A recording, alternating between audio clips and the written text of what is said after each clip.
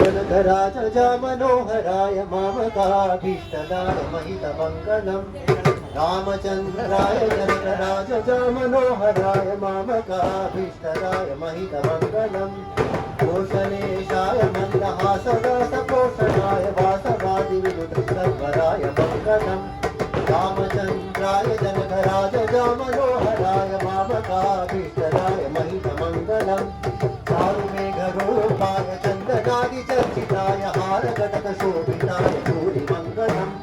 रामचन्द्राय Janakraj Manoharrai मामकाभीष्टदाय महितमङ्गलम् ललितरत्नमण्डलाय तुलसीवनमालिकाय जलजषमेधाय चारुमङ्गलम् रामचन्द्राय Janakraj Manoharrai मामकाभीष्टदाय महितमङ्गलम्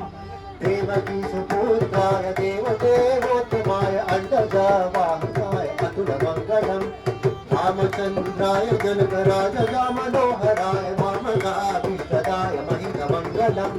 विमलरूपाय विविधवेदान्तवेद्याय सुमुखचित्रकामिकाय शुभदमङ्गलम्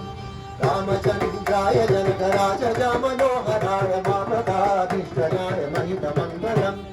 रामदासाय विविधकमयवासाय Swami भद्रगिरिवराय सर्वमङ्गलम् रामचन्द्राय Janakraj Manoharrai मामकाभीष्टदाय महितमङ्गलम्।